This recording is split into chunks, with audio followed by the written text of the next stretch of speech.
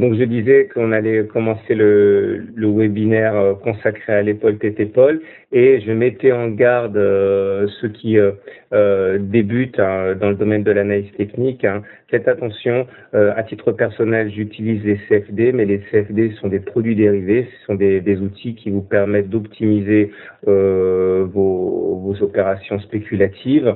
Mais bon, si ça vous permet de vous enrichir très très rapidement, ça peut aussi vous ruiner tout aussi rapidement.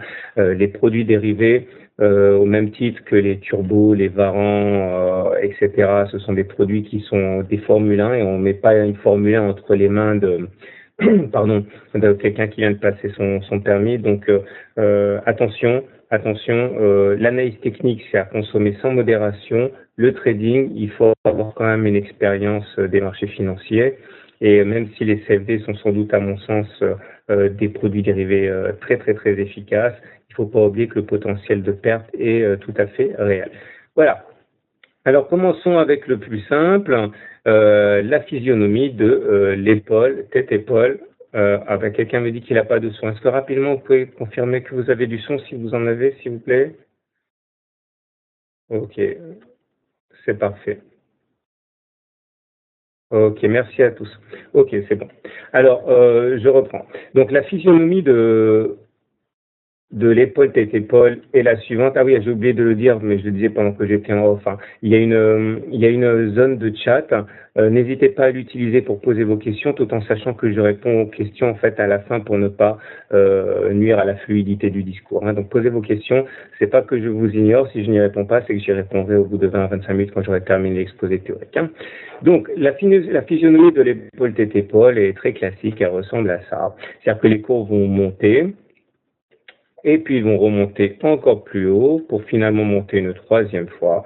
Et la physionomie épaule-tête-épaule vient du fait justement que ça ressemble avec un petit peu d'imagination à la morphologie humaine, d'une tête qui surplombe deux épaules. Et la ligne de cou, c'est la ligne qui va en fait rejoindre les aisselles et les bras, si vous voulez. On tient généralement compte des mèches si on utilise les chandeliers japonais. Alors il faut savoir clairement que ça peut être une physionomie un petit peu plus atypique, à savoir un peu scoliosée, on va dire, avec une ligne de cou qui monte légèrement ou une ligne de cou qui baisse légèrement, mais les statistiques montrent que pour avoir des résultats qui sont satisfaisants, il faut que la pente ne soit pas supérieure à 10% ni inférieure à moins 10%. Donc oui, à une légère scoliose, non au mode Quasimodo. Alors, il faut savoir que justement, ce qui est intéressant par rapport à cette épaule, tête-épaule, c'est que vous allez avoir un devenir qui est très classique et qui ressemble à ça. C'est-à-dire qu'une fois que l'on casse la ligne de cou, eh bien, dans 9 cas sur 10, on va continuer à baisser. J'ai bien dit une fois que l'on casse la ligne de cou, on a 90% de chances de continuer à baisser. Alors au-delà, on peut avoir des sorties atypiques, c'est-à-dire qu'on peut très bien, mais c'est plus rare, continuer à évoluer avec une nouvelle ascension, mais encore une fois, c'est pas ce qui se passe le plus souvent. Voilà un exemple tout de suite sur Alcatel-Lucent. Alors là, j'ai pris l'unité hebdomadaire, c'est-à-dire que chaque bougie que vous voyez correspond à une semaine de cotation. Donc vous allez avoir l'épaule 1 ici, vous allez avoir la tête et vous allez avoir l'épaule. Vous voyez que ça, c'est notre ligne de cou et elle rejoint. En fait, ce qui est important, c'est de joindre surtout, vous voyez, de manière triviale, les aisselles et ça va former en fait votre ligne de cou et ça fonctionne, on le verra, sur toutes les unités de temps, même si statistiquement, on montre que ça fonctionne beaucoup mieux sur le journalier et l'hebdomadaire que sur les unités très courtes. On verra ça dans 2 minutes.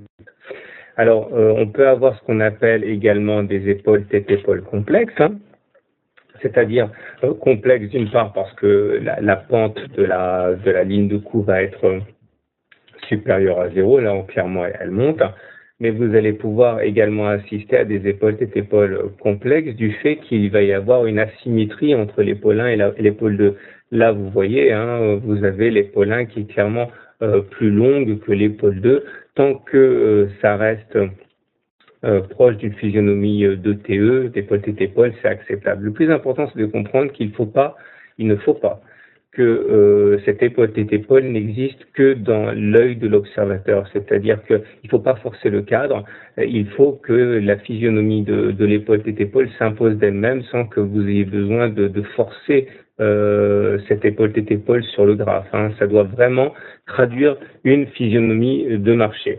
Alors également quand ça baisse, donc là aussi cette épaule tétépole elle est complexe, d'une part parce que la ligne de cou n'est pas droite, elle n'est pas horizontale, elle est pentue, et aussi parce que l'épaule numéro 1 est beaucoup plus large que l'épaule numéro 2. Alors, pourquoi est-ce qu'on va avoir cette figure caractéristique? Eh bien, tout simplement, il faut le comprendre, ça, parce que sinon on ne comprend pas pourquoi ça baisse après. Les études qui ont été faites pour découvrir la raison du fonctionnement et la raison de l'occurrence d'une épaule tétépole pointent toujours vers la même explication. C'est-à-dire que la première bosse, on va dire, correspond aux achats des avertis, des fonds, des gens bien informés, du smart money, comme disent les Anglais, l'argent intelligent. Et ce sont les gens qui ont commencé effectivement à acheter une action ou un indice parce qu'ils savent que le potentiel est important. Mais dès que ça va commencer à monter un peu trop, ils vont arrêter d'acheter parce qu'ils ne veulent pas acheter pour trop cher.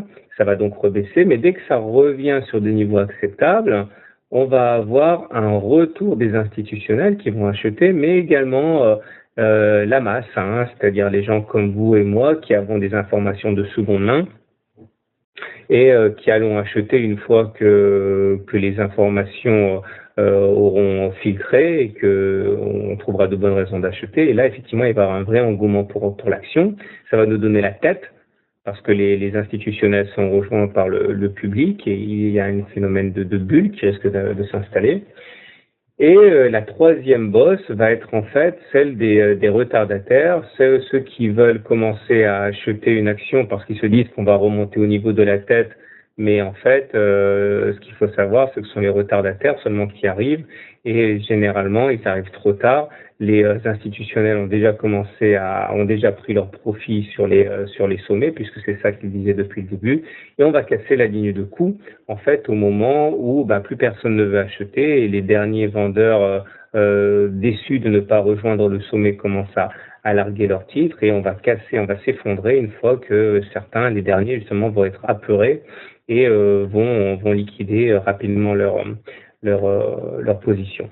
Alors, évidemment, on a la physionomie inverse qu'on appelle l'épaule tête-épaule inversée et qui va correspondre exactement à la même dynamique. C'est que vous allez avoir l'épaule 1, la tête et l'épaule 2, mais en position de poirier, c'est-à-dire à l'envers. Et la ligne de cou rejoint aussi les épaules et la tête. Alors ça peut effectivement être un peu tordu, un peu pentu. Regardez, ça peut monter, ça peut également descendre, mais l'idée encore une fois, c'est qu'il faut que ça ressemble véritablement à une épaule tête-épaule. Alors je vous ai trouvé là sur l'année. Regardez, épaule 1, tête, épaule 2. Et vous voyez ici le point de cassure. Pardon. Et là, vous en avez une en orange qui n'est que potentielle, c'est-à-dire qui n'est pas encore validée. L'épaule 2 peut effectivement casser la ligne de coup potentielle, ce qui nous donnerait une deuxième épaule tête-épaule inversée.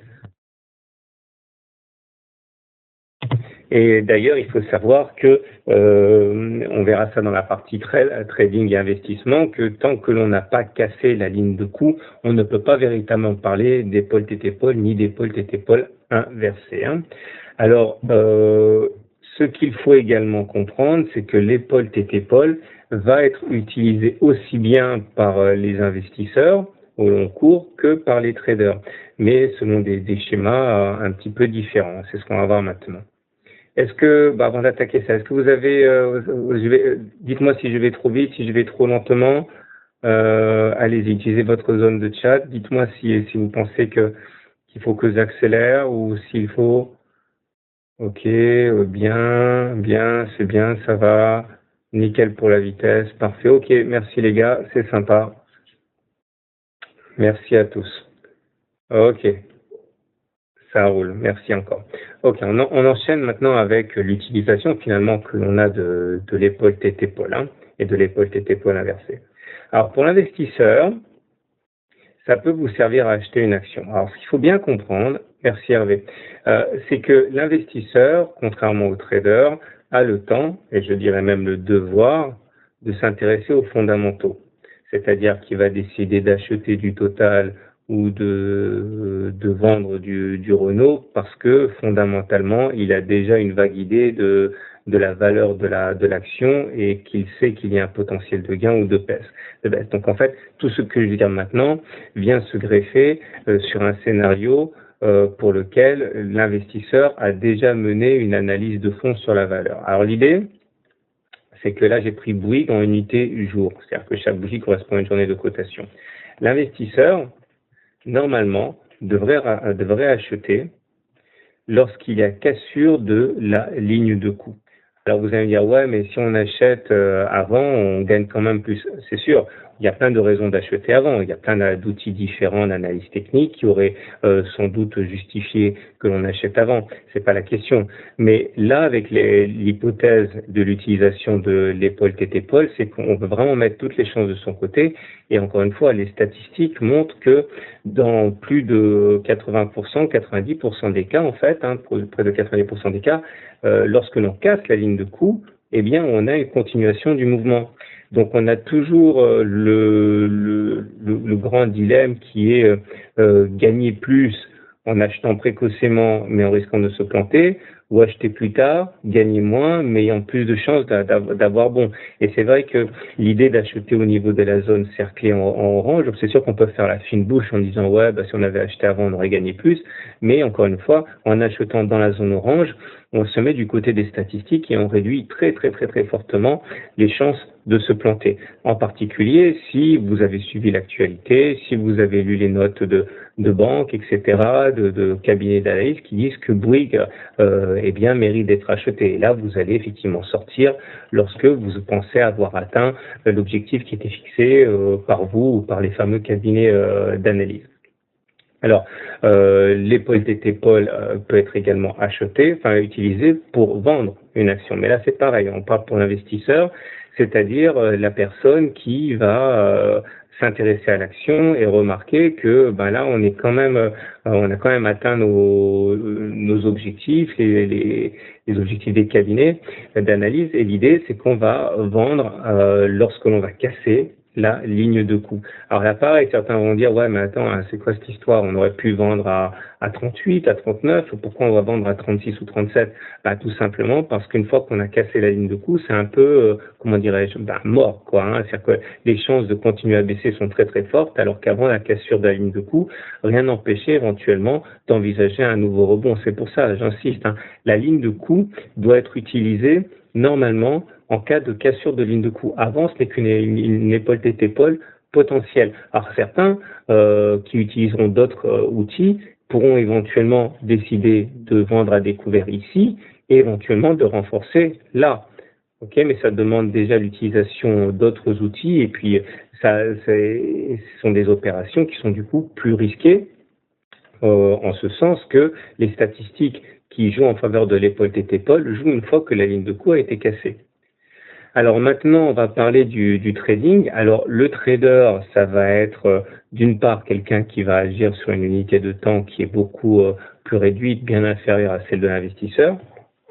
Et puis très très très souvent, pour le trader, les fondamentaux n'ont pas beaucoup d'importance. C'est-à-dire que on va acheter ou vendre une action très souvent sur la foi d'indicateurs mathématiques, statistiques, chartistes, bougistes, etc., etc.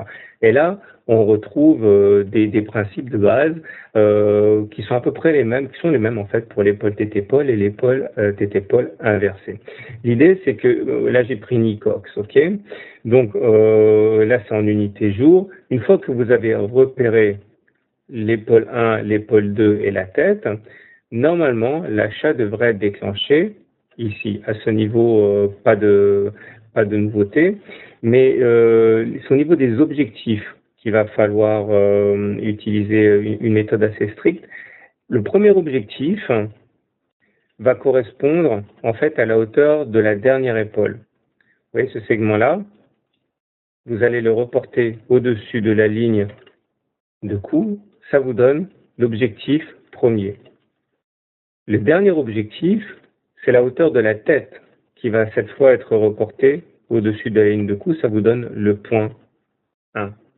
Alors, il n'y a pas de trade sans stop, c'est-à-dire que là où l'investisseur est relativement protégé par sa vision fondamentale des choses, c'est-à-dire qu'il sait ce que vaut l'action, etc., etc., le trader, lui, qui ne peut pas, et qui n'a généralement pas le temps d'évaluer les fondamentaux d'une action, va généralement mettre son stop de deux manières différentes. Le stop large, c'est-à-dire cool, va être remis en dessous du niveau de la dernière épaule, c'est-à-dire que si les cours étaient montés puis redescendus pour toucher ce niveau-là, là, vous sortez de votre trade parce que vous dites que clairement c'est mort. Le stop loss agressif sera mis en fait en dessous de la ligne de coup. C'est-à-dire que si les cours, au lieu de monter en flèche vers votre objectif, reviennent et vont clôturer en dessous de la ligne de coup, vous sortez. Tout en sachant qu'il y a plein de choses à prendre en considération. La première des choses, c'est qu'il faut qu'au moment où vous entriez, le jeu en vaut la chandelle, c'est-à-dire que il faut que ce que vous risquiez de gagner soit quand même bien supérieur à ce que vous risquiez de perdre. Et il y a d'autres éléments à prendre en considération, mais ça je reviendrai un petit peu plus tard sur ça. L'utilisation de l'épaule tête-épaule quand on est un trader, pas l'épaule tête-épaule inversée, mais l'épaule tête-épaule classique, ça va être pour celui qui veut spéculer à la baisse. C'est-à-dire que vous allez retrouver votre épaule 1, votre tête, votre épaule 2. Là, j'ai pris Iliad, la maison mère de Free, en unité jour, pareil. L'idée, c'est de repérer la hauteur de la deuxième épaule et la hauteur de la tête. Et vous allez reporter la hauteur de la deuxième épaule en dessous de la ligne de cou. C'est l'objectif qui va être atteint souvent, qui est peu ambitieux, moins rémunérateur, mais qui est souvent atteint. Et le deuxième objectif, qui lui est atteint moins souvent, mais qui est beaucoup plus rémunérateur, c'est donc la hauteur de la tête. Regardez sur cet exemple-là, on voit bien que les traders étaient aux commandes, puisqu'ils ont pris leur profit précisément au contact du point 2, c'est-à-dire la hauteur de la tête reportée en dessous de la ligne de coup. Alors, comme d'habitude, j'ai envie de dire, c'est toujours le même dilemme. Faut-il prendre ses profits sur 1 ou sur 2? Ça dépend de vous. Le niveau 1 est plus souvent atteint que le niveau 2, mais il rapporte moins. Alors c'est pour ça que beaucoup de traders, et je vous avouerai que j'ai tendance à faire comme ça aussi, décomposent par lot leur sortie. C'est-à-dire qu'ils vont prendre par exemple la moitié de leur profit au point 1 pour éventuellement laisser courir le reste de leur profit au cas où on irait chercher le point 2. Ou alors un tiers, 2 tiers, ou 2 tiers, 1 tiers, ou 4 cinquièmes, 1 cinquième, on s'en fiche. Mais l'idée, c'est que si vous prenez tous vos profits sur le point 1, après, vous risquez aussi de ruminer si vous voyez que les cours continuent à s'effondrer pour aller chercher votre point 2. Mais là, il n'y a pas de règle, par contre. Les stop-loss, c'est pareil, ils doivent être mis de manière obligatoire quand on est un trader. La première façon de faire, c'est le stop-loss agressif, c'est-à-dire que si jamais les cours descendent puis finalement remontent au-dessus de la ligne de coup, pouf, vous prenez votre perte, comme on dit, vous acceptez d'avoir perdu des sous. L'autre façon de faire, c'est une façon plus cool, plus attentiste, c'est d'attendre éventuellement qu'on remonte au-dessus de la hauteur de la deuxième épaule, parce que là, vous dites que non, là, finalement, ça monte trop, et puis quand on fait des pics qui sont ascendants, c'est généralement symptomatique d'une tendance haussière, donc franchement, ça craint. C'est l'autre façon de faire. Alors, la question qui va souvent être posée, et ça, à mon avis, elle va l'être sur le chat tout à l'heure, c'est qu'est-ce qu'on considère comme une cassure valable? Alors, généralement, quand on entend par cassure valable de la ligne de coup ou du stop-loss, etc., on entend au moins une clôture. C'est-à-dire que si ce n'est simplement que la mèche qui a percuté la ligne de coup ou la mèche qui a percuté le niveau de stop-loss, ça suffit pas pour considérer comme la ligne de coup comme cassée ou le stop-loss comme atteint.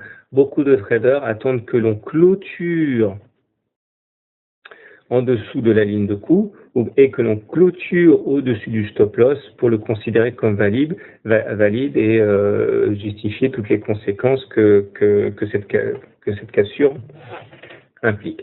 Alors, je dirais même que certains, et ça c'est plutôt moi, mais ça dépend. Moi, je parle du mois investisseur, pas du mois trader. J'aime bien une bougie de confirmation, c'est-à-dire que si on fait une clôture en dessous de la ligne de coup, j'aime bien en plus une deuxième clôture en dessous de la ligne de coup pour être sûr que c'est bien cassé. Hein. Mais bon, là aussi, il n'y a pas de règle. C'est pareil. Le problème, c'est que si vous attendez trop, vous risquez quand même de voir les cours ronger une bonne partie de votre plus-value potentielle. Et si vous le prenez précocement, vous risquez aussi d'avoir des faux signaux. Hein. Donc on ne peut pas tout avoir, mais il faut bien être droit dans ses bottes et savoir pourquoi on a pris les décisions avant. Ça vous aide éventuellement à accepter la désillusion après. Hein. Alors on va arriver à la partie suivante, qui sont ceux des outils à utiliser en complément de l'épaule TT. Alors ça, j'ai un petit peu parlé de ça précédemment. Ce qu'il faut savoir, c'est que à titre personnel, je vous encourage vraiment à combiner le chartisme avec les autres indicateurs, notamment Ishimoku, les indicateurs techniques, les bougies, etc. Parce que faire reposer tout un système de trading sur un seul outil, c'est quand même un petit peu dangereux. Hein. Alors là, je pense qu'on peut faire feu de tout bois. Là, je vous ai donné plusieurs exemples. Vous repérez, faites pas attention, hein, ça va vous donner mal à la tête si vous connaissez pas Ishimoku. Regardez, repérez tout de suite l'épaule tête, épaule inversée sur Aéroport de Paris. Donc épaule 1, épaule 2, tête. Et vous voyez dans la zone cerclée orange, ici, qu'on a cassé notre fameuse ligne de coup. Donc vous savez qu'une fois qu'on a cassé la ligne de coup, généralement sur l'épaule tête épaule inversée, on a 9 chances sur 10 d'aller plus haut. Remarquez déjà ici qu'on a fait un super, ce qu'on appelle un super throwback, hein, c'est-à-dire qu'on est parti et puis on est revenu tester la ligne de coup, ça s'appelle un throwback pour vérifier que c'était un bon support, un bon endroit pour acheter. Et regardez comme on avait des éléments qui venaient corroborer en fait la continuation de la hausse au moment de la cassure de la ligne de cours. Là, j'ai mis les indicateurs techniques momentum et MACD. Regardez, au moment de la cassure, en orange, ça correspond à un moment où le MACD passe au-dessus de son signal. Il faut savoir que c'est un signal qui est haussier. On a également le momentum qui est positif. C'est un signal qui est haussier aussi. Donc, vous avez moyen quand même de limiter vachement les risques en utilisant les indicateurs techniques. Alors là, regardez maintenant, je vais faire vite hein, pour ceux qui connaissent pas, parce qu'on risque de vomir partout. Ishimoku, là. Là, on était au moment de la cassure, au-dessus du nuage. Le nuage, c'est la zone qui est grise. On était également au-dessus de la Kijun, en vert, et au-dessus de la Tenkan, en marron. Ça montre que la tendance est très très forte, parce que dans un contexte où on est au-dessus du nuage, ce nuage monte, il a une pente ascendante. Également, au même moment, on a la lagging span en bleu qui est au-dessus des cours. Tout ça sont des faisceaux d'éléments positifs qui viennent corroborer la possibilité d'une hausse importante. Donc voilà, s'en tenir à l'épaule tête épaule alors qu'on ne tient pas compte des autres indicateurs, c'est un peu risqué quand même. Si par exemple on a vu exactement la même évolution, la même cassure, mais avec un MACD négatif, un momentum négatif, ou qu'on était en dessous du nuage, Ishimoku, bon, faut peut-être réfléchir un petit peu avant d'acheter. Hein. Là, j'ai mis également d'autres éléments graphiques. Au moment de la cassure de l'épaule tête-épaule, vous voyez, hein, le MACD était au-dessus de son signal. On avait le stochastique qui était dans sa zone de surachat, au-dessus de 80. Ça, généralement, ça montre que ce sont les haussiers qui sont aux commandes. C'est pas mal. Et si en même temps, au moment de la cassure, vous voyez qu'on a cassé le super trend, ici en vert. Là, regardez, le truc rouge, là, la courbe rouge s'appelle le super trend. Et c'est un excellent indicateur de tendance. Lorsqu'il est cassé, il passe du rouge au vert ou du vert au rouge selon que l'on passe au-dessus ou au-dessous. Regardez, là, on a pas, sur cette bougie-là, on a cassé le super trend à la baisse, il est devenu rouge.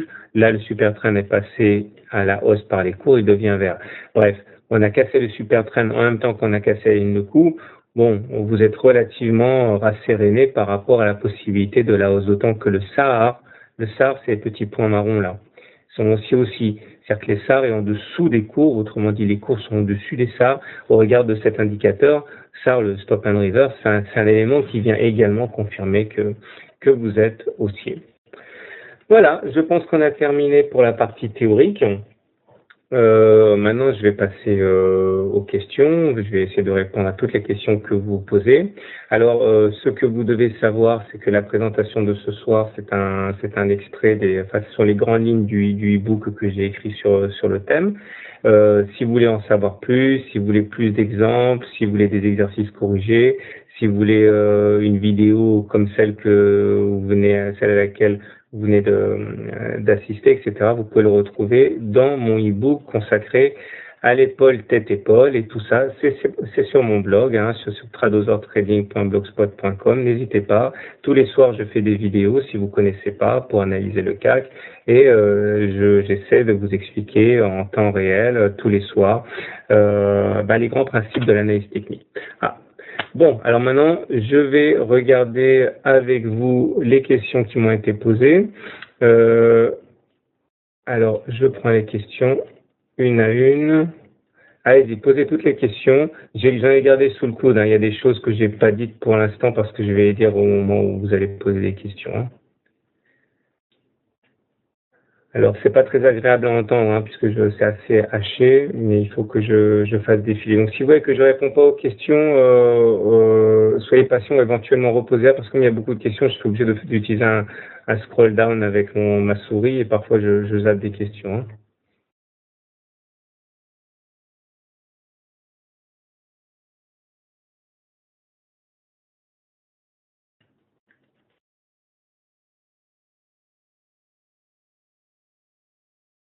Ça, c'est les messages où on me dit que le son il passe. Ça, c'est les messages où on me dit que ça va monter ou ça va baisser.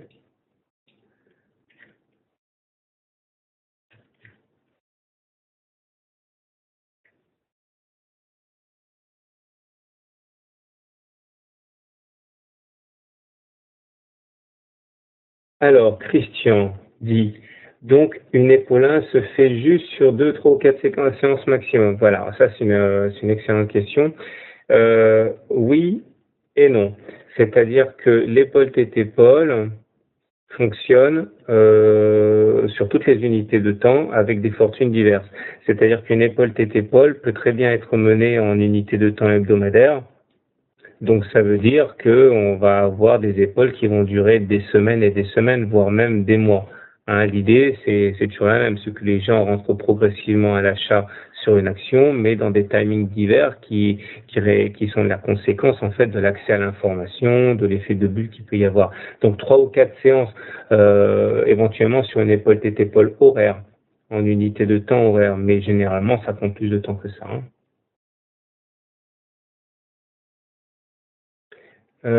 Akaeva me demande, est-ce que la conférence est visible sous Linux? Je suis vraiment désolé, je suis incapable de répondre à cette question.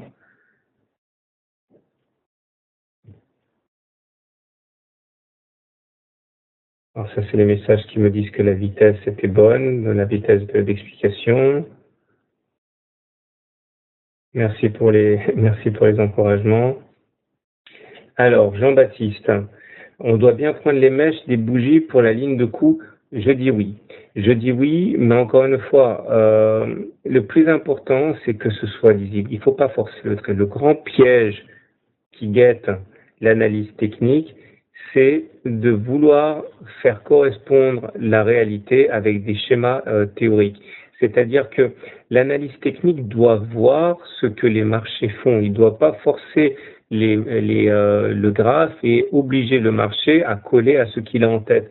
Donc, on peut éventuellement considérer qu'un dépassement de mèche, etc., est totalement valable. Mais il faut que globalement, on ait cette idée de épaule, tête, épaule.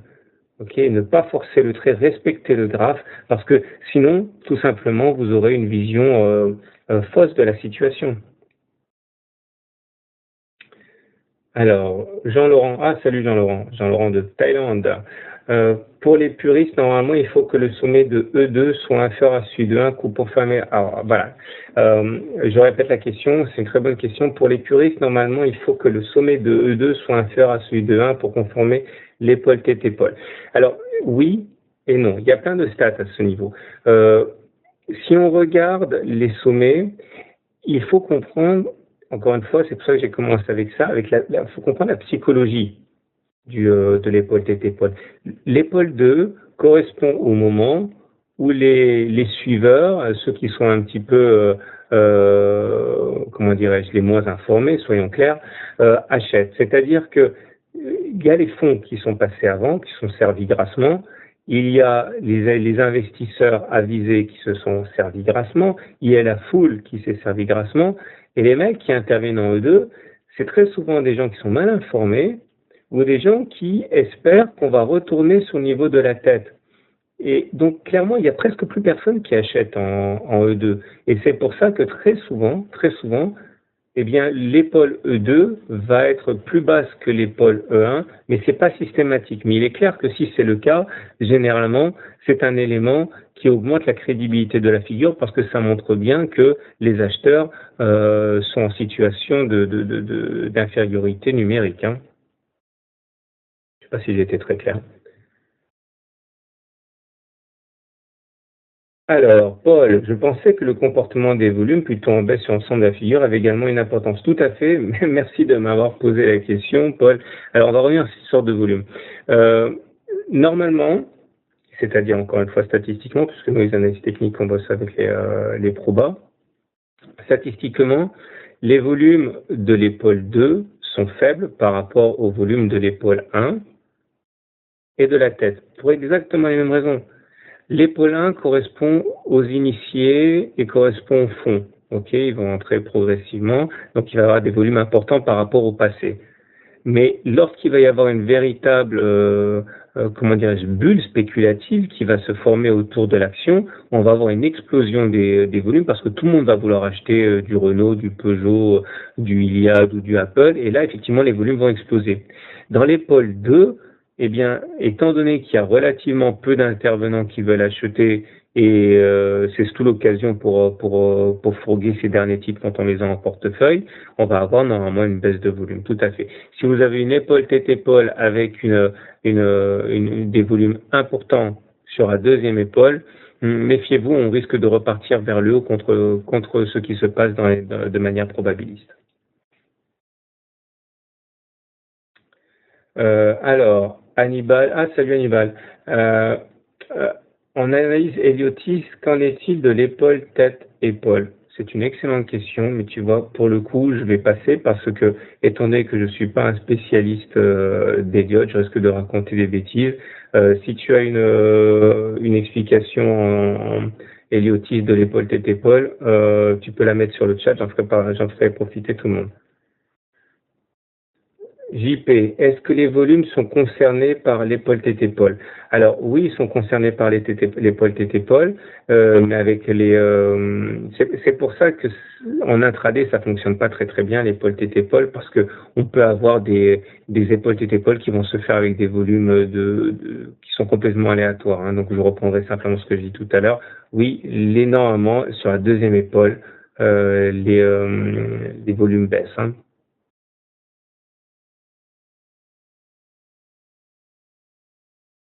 La volatilité est-elle spécifique dans la formation de la deuxième épaule?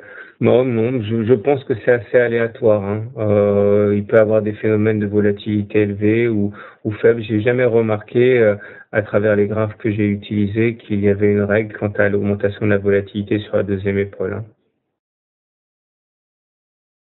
Alors, Giovanni, y a-t-il, Trado, y a-t-il un délai maximum pour réaliser la deuxième épaule?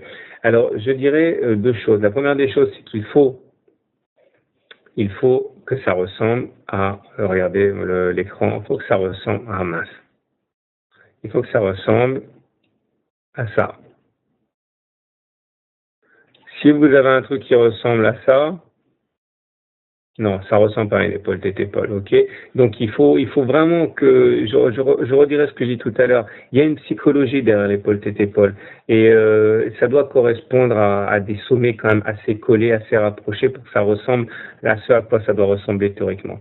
Maintenant, un autre élément théorique, statistique que j'aimerais vous donner, c'est qu'on considère que la tête doit être approximativement d'une hauteur correspondant au double des épaules. C'est pas que c'est obligatoire, c'est que ce sont les épaules tête épaule qui fonctionnent le mieux statistiquement.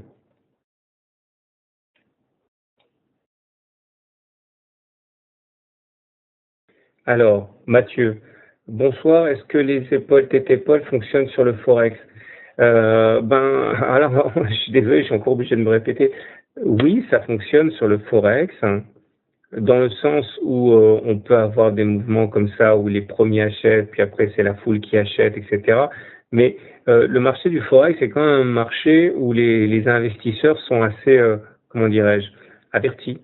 Hein, on n'est pas en train de parler ici de boursicoteurs débutants. Généralement, ceux qui font du forex, ce sont des personnes qui sont relativement faits. Donc, il va y avoir, on va pas avoir de manière aussi évidente cet effet d'emballement qui va faire une bulle, et puis après les personnes qui vont rentrer sur la deuxième épaule, qui vont essayer de gratter un petit peu leur part du gâteau, etc. Donc, ça a fonctionné. Enfin, je trouve que sur le forex, ça fonctionne moins bien.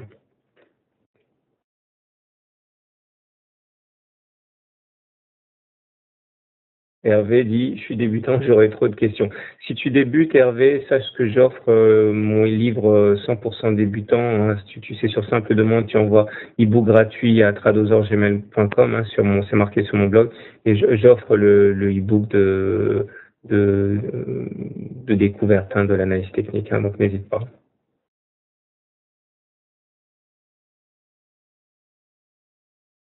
Alors, Franck, merci Trado pour ce webinaire, toujours une voix calme et captivante. Alors, je le dis à ma femme ça. Merci Franck. Hein. Alors, Robert, que penser... Excusez-moi, je vais brancher parce que j'ai un peu...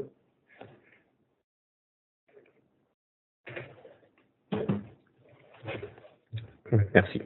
Alors, que penser de la stratégie conseillée par certains de rentrer à la baisse sur retournement de la baisse de la deuxième épaule et non formé mais avantage stop loss réduit?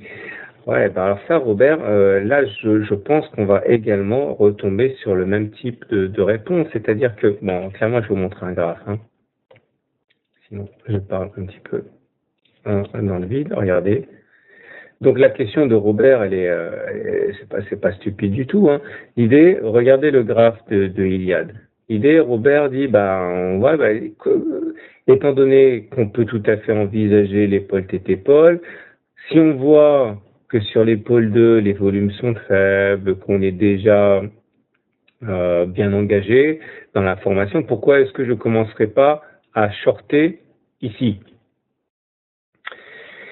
Eh bien, tout simplement parce que si tu fais ça,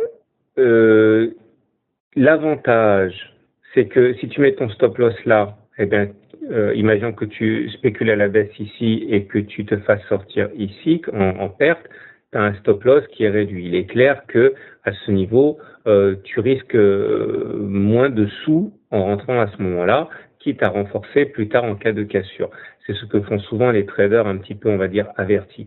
Maintenant, il faut savoir que les statistiques, et je le répète, hein, les statistiques flatteuses de l'épaule tête épaule interviennent une fois qu'on a cassé cette ligne de coup. C'est-à-dire qu'on peut tout à fait avoir ce que tu dis et puis repartir vers le haut.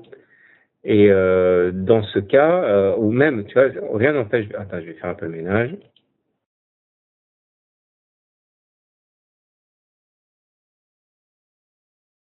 Alors, rien n'empêche d'avoir... Imagine que tu commences à spéculer à la baisse sur E2, rien n'empêche d'avoir ça. Et si tu as ça, bah finalement, tu as acheté à un moment qui était assez aléatoire, c'est-à-dire qu'on est toujours dans une situation haussière. Vous voyez, les pics sont ascendants, les creux sont ascendants, et ça, c'est ce qui qualifie une tendance haussière. C'est-à-dire que si on suit ton raisonnement, qui est certes intéressant en termes de stop loss minimal, quand on regarde big picture, comme disent les Américains, tu as shorté une tendance haussière. Si on s'amuse à utiliser la théorie de dos, pourquoi est-ce qu'on vend ici? Parce que très souvent, ça correspond à des situations où les creux sont devenus descendants. Et lorsque les pics et les creux sont devenus descendants, on est en tendance baissière, donc ça limite vachement les risques. C'est pour ça. Mais je comprends ce que tu dis, hein, évidemment. On peut le faire, c'est pas stupide. Mais il faut savoir qu'il faut vraiment il faut avoir accès à d'autres indicateurs, à d'autres outils pour justement corroborer le bien fondé de ce type de trading, parce que voilà, c'est plus risqué, quoi. Gérald, est-ce que le cas qu'on n'était pas en train de faire une épaule tête épaule qui a avorté et qui s'est terminée par une chute? Je crois, Gérald, savoir de quoi tu parles. Je vais ouvrir la plateforme de CMC Market, on va voir ça ensemble. Je crois savoir de quoi tu parles. Alors, Anas me demande, pour confirmer la cassure de la ligne de coup avec le MACD, ce dernier doit être sur sa zone de neutralité? Non, moi je dirais que on devrait être d'une part en dessous du signal, au moins, ça c'est une évidence, et en territoire négatif, c'est mieux, c'est mieux. Alors, Chris, inférieur lorsqu'il s'agit de sommet et supérieur lorsqu'il s'agit de creux pour les épaules, n'est-ce pas? Je suis désolé, Chris, je suis pas sûr d'avoir compris. Est-ce que tu peux reformuler ta question? Ça m'évitera de répondre à côté. Alors, la tête-épaule, c'est du délit d'initié, ça n'existe pas en bourse. Non, bien sûr, non, ça n'existe pas. Pour la deuxième épaule, précise Chris. Écoute, je suis désolé, Chris, je comprends pas la question. Est-ce que tu peux la reformuler? Sinon, je vais répondre à côté, ça t'aura servi à rien. Est-ce que cela marche? Alors ça c'est sur Chris, hein. Est-ce que cela marche aussi sur les unités très courtes, par exemple 2 minutes? Non, je crois pas, Chris. Franchement, j'aimerais te dire oui, mais ce serait mentir, hein. Tu sais, je fais du day trading aussi, et s'il y a un truc que j'utilise pas en day trading, hein, c'est vraiment l'épaule tête épaule, hein. Alors, Ulf demande, peut-on avoir une double tête à 4 épaules? Ouais, tout à fait, c'est ce qu'on appelle des épaules tête épaules complexes, hein. C'est un truc qui va ressembler à ça. Tout à fait possible. Plus difficile à choper quand même, hein. Alors, Paul, peut-on utiliser les divergences haussières ou baissières si l'épaule tête épaule ou l'épaule tête épaule inversée sur les indicateurs techniques pour conforter l'éventuelle cassure de ligne de coup? Évidemment. Si on a une divergence baissière avant la cassure de l'épaule tête épaule, c'est encore mieux. Et franchement, ça c'est très important. Il ne faut pas sombrer dans le fanatisme. Il n'y a rien qui fonctionne à 100%. C'est l'analyse technique, c'est utiliser un faisceau d'éléments pour deviner où va aller le marché, hein. Donc, effectivement, si tu as des divergences baissières, je n'en ai pas parlé, mais il est clair qu'on peut les utiliser, hein, tout à fait.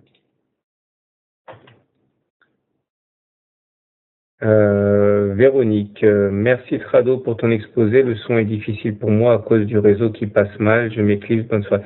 Salut Véronique.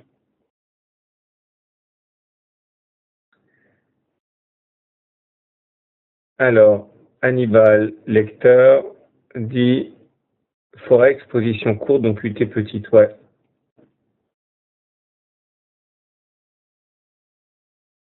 Hervé dit merci, j'en aurais bien besoin. Bah t'hésites pas, tu demandes, hein, on parle du hibou gratuit, hein. Donc hibou gratuit à tradosaurgmail.com. Ça c'est mon site là. Ok, en bas. Alors,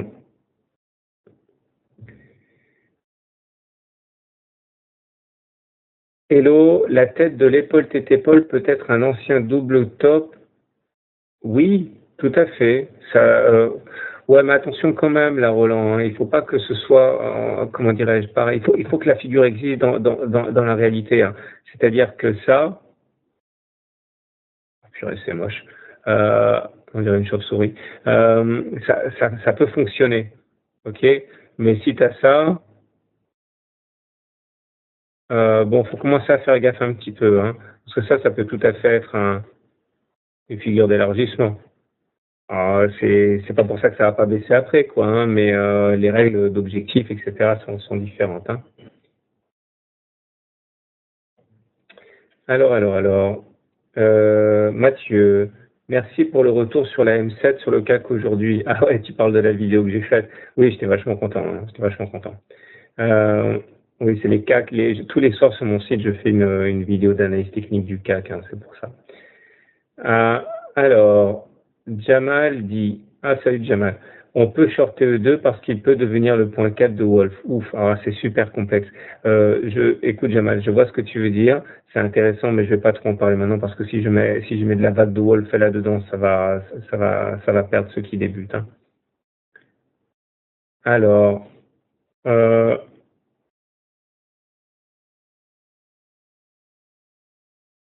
Akaeva, petit commentaire personnel, je découvre Tradosaur depuis peu, j'apprécie particulièrement l'intelligence, le calme, la précision, la pédagogie et la générosité peu courante dans ce milieu.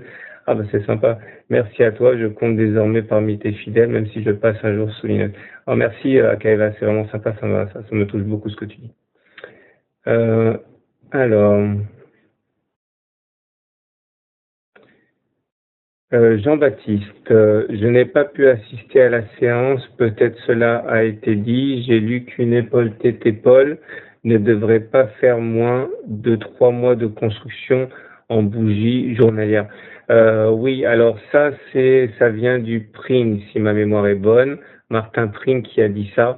Il est vrai, il est vrai que ça fait généralement, enfin ça fait souvent 3 mois parce que ça correspond à ce cycle effectivement d'initiés, de foule et de machin. Ça me choque pas, hein. Je crois que c'est Martin Pring qui dit ça.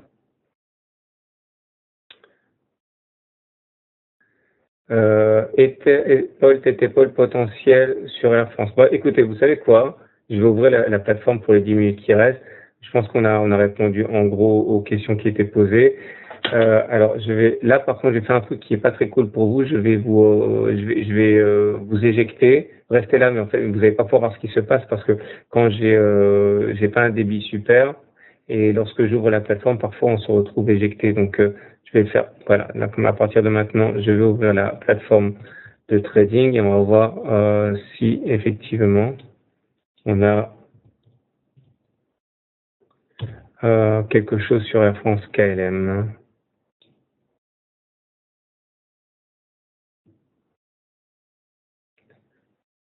Alors pendant que je lance là, il y a Chris qui me demande est-ce que le throwback c'est pareil qu'un pullback. Alors c'est marrant parce que les Français et les Américains n'utilisent pas de la même manière. Clairement, quand ça monte et que ça redescend, les Français disent pullback, mais en fait les Américains disent throwback. Et quand c'est l'inverse, c'est-à-dire que ça baisse puis que ça remonte avant de rebaisser, les Français disent throwback, alors que les anglophones disent pullback, hein. Bon, les deux sont valables. L'idée surtout, c'est qu'on va venir tester ce qui a été fraîchement cassé, quoi.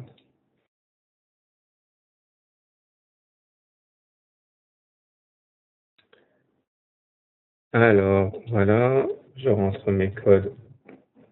Alors, j'en profite, hein. Je suis désolé de vous embêter avec ça, mais il faut savoir que si je suis capable de fournir ce webinaire, voilà, je dégèle l'écran, voilà. Donc là, en fait, je suis en train de mettre la plateforme de CMC Market, hein. Donc, oui, je disais, il faut savoir que si je suis capable de vous fournir gratuitement ce webinaire, l'accès à la plateforme, etc., c'est grâce au partenariat avec CMC Market.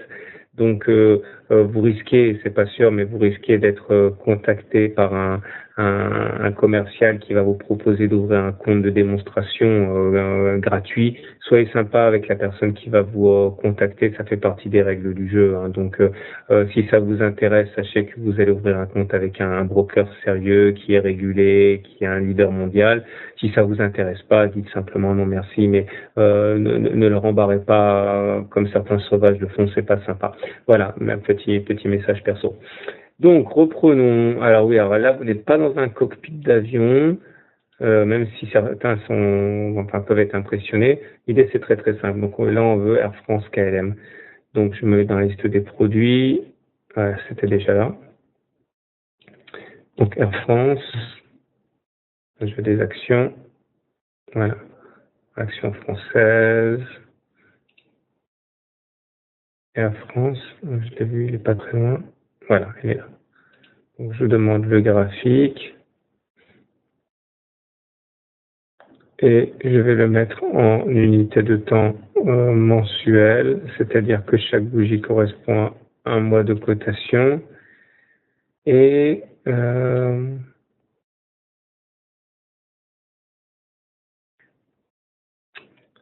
alors, il est où ce débat? Épaule, tête, épaule potentielle sur Air France, dit Paul. Ah, oui, là, je vois. Donc, je vais faire un agrandissement. Tout à fait. Tout à fait, tout à fait. Regardez, si bien vu, Paul. Vous voyez? Épaule, tête, épaule. Elle est belle. Mais attention, hein. Ça, normalement, ça se traderait une fois qu'on a cassé significativement la ligne de coup. Hein. Pour l'instant, on peut tout à fait envisager de repartir à la hausse. Hein. Mais tu as raison, Paul. Alors, ah oui, bon, on va terminer avec le CAC. Je regarde les derniers messages rapidement. Franck dit dommage pour Wolf, c'est bientôt la pleine lune. Christian, merci bien Trado, fait avec clarté, pédagogie et remarques pertinentes. Merci à toi. Paul dit, il y en a une sur NJ qui a foiré. Oui, bah oui, attention. Hein, nous, c'est encore une fois, je me répète, mais on fonctionne avec des stats. Hein, il y a rien ne fonctionne à 100%. Hein. Une figure qui fonctionne. Là, j'ai dit que statistiquement, une fois qu'on a cassé par le bas, on continue le mouvement dans 90% des cas. Ça veut dire que sur 100 cassures, vous en avez 10 qui vont foirer. Hein. Alors,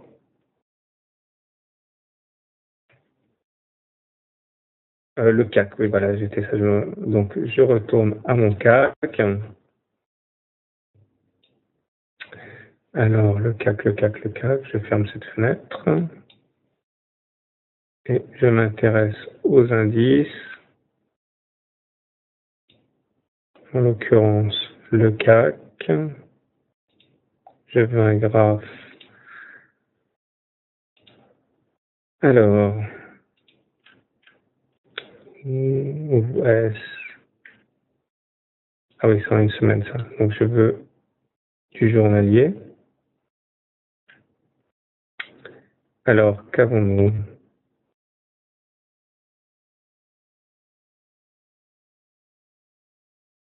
Je suis pas sûr de voir ce à quoi tu fais référence. Hein.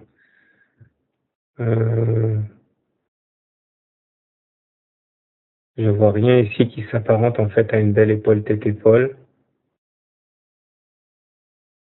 Peut-être en horaire, c'est peut-être en horaire dont tu parlais. Non, je suis désolé, je vois pas d'épaule tête-épaule. Non, désolé.